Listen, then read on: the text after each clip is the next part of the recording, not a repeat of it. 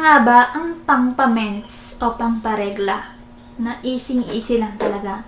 Sa kung hirap na hirap ka o once a year ka mag-menstruation, 5 months, 3 months, ay ito yung pinaka-epektibo talagang paraan na dapat mong gawin kasi ito yung pinaka-effective sa akin.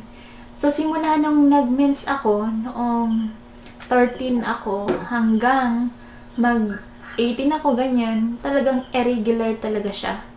So, irregular talaga. Every 5 months lang. So, syempre, nagtataka din ako kung bakit gano'n. So, ang ginawa ko noon, nung dalaga pa ako, pumunta ako ng ospital. So, ang binigay sa akin ay pills. So, yung pills na makukuha mong libre sa ospital. So, bilang dalaga noon, syempre, maiisip mo na bakit yun yung ibibigay sa'yo. So, wala bang ibang paraan? So, yun yung binigay sa akin. Pero, hindi pa rin ako nag-mens ng maayos. Ganon yung nangyari. Hanggang sa, nitong nagkaasawa na ako, ay nagpa-check up na talaga ako sa isang OB-GYN. So, ang binigay niya sa akin ay 5 gamot. Isang gamot, pero 5 days lang siya iinumin. So, ganon yung ibinigay.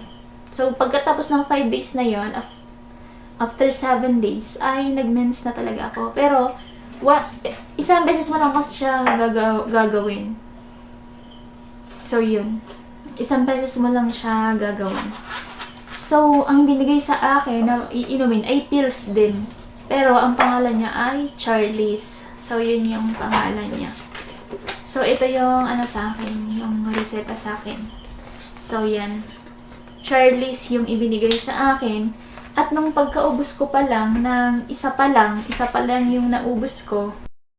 Ito pa lang, isa pa lang yung naubos ko, ay nag-mens agad ako. So, ganon. Ganon siya kabilis. Hindi siya tulad nung dalaga ako na basta lang ako binigyan. Pero kapag nagpa-check up ka talaga, ibibigay sa'yo, Charlie's yung ibibigay sa'yo. Ito ay 70 pesos lang sa South Star. Ewan ko sa ibang butika. Pero sa South Star, mabibili mo din ito. So, ayan. Yung ibinigay sa akin na 5 tableta, 5 araw, isa kada gabi, ay progesterone. So, yun, progesterone. Kailangan kasi may reseta yung progesterone. So, hindi mo siya mabibili. Pero itong Charlie's, mabibili mo siya, magme-mens ka kaagad dito sa Charlie's. So, talagang magme-mens ka kaagad. So, maganda siya. Ayan yung reseta sa akin. So, diba, the best yung Charlie's. The best yung Charlie's. Kaya kung gusto niyang mag-mens, ay pwede din kayong mag-try nitong Charlie's. So, wala naman siyang bad side effect ito. Kasi normal lang siya na pill. So, hindi to pang buntis, pang normal to. Pang paganda to ng Rayla. Ito. Pero bago yan, kung gusto niya talagang malaman, pwede kayong magpa-check up sa isang OB-GYN. So, kung magkano man ang bayad sa pagpa-check up, nung nagpa-check up ako, ang pinayadan ko ay 400 pesos. So, ganun, 400 pesos siya. Pero ang nakalagay dito na Charlie's, 6 pads lang daw yung iinumin ko. So, ibig sabihin, 6 months lang siya. Tapos, wala nang sinabi, after 6 months, kung ano ang gagawin.